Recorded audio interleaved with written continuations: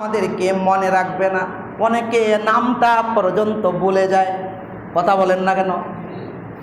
অনেকে কবর দিয়ে আসছে, কবরটা কোন জায়গায় ওইটা পর্যন্ত সে ভুলে যায়। যেখানে আমার নামটা তার মনে থাকে না, যেখানে আমার কবরটা কোথায় দিছে তার স্মরণে থাকে না, ওই জায়গায় সে আমাকে মনে রাখবে, ওই কথাটা বিশ্বাস করা সবচেয়ে বড় বোকামি কাজ। কথা বলেন ঠিক কিনা? কিন্তু একজন আমাকে বলবে না, রুহানি জগৎ থেকে আমার জন্যে কাঁদা শুরু করেছে, রব্বি হাবলি উম্মতি। দুনিয়ার জমিনে 63 বৎসর কেঁদেছে, রব্বি হাবলি উম্মতি।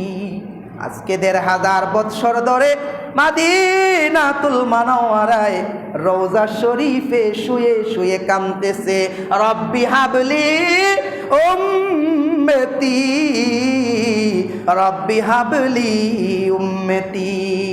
হাসরের মাঠে কাঁদবেন, কিয়ামতে কাঁদবেন, ফুলসিরাতে কাঁদবেন, মিজানে কাঁদবেন, যত সময় পর্যন্ত আমাদেরকে জান্নাতে না পৌঁছাইতে পারবেন আল্লাহর নবীর কান্না কিন্তু থামবে না।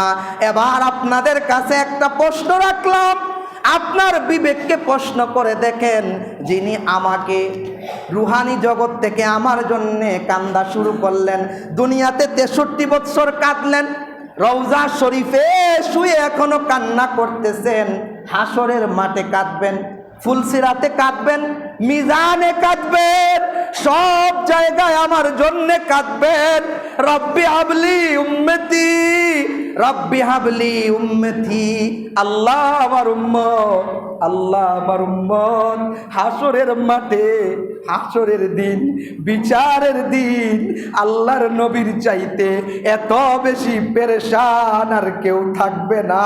একটা কারণে পেরেশান, আল্লাহর নবীর উম্মত না জানি জাহান্নামে চলে যায়, আল্লাহর নবী এত পেরেশানি করবেন, এত বেশি কাঁদবেন, আল্লাহ গো আমার উম্মত রে তুমি জাহান্নামে দিও না, আমি নবীজি বরদাস্ত করতে পারবো না, ওগো আল্লাহ আমার উম্মতকে তুমি জাহান্নামে দিও না।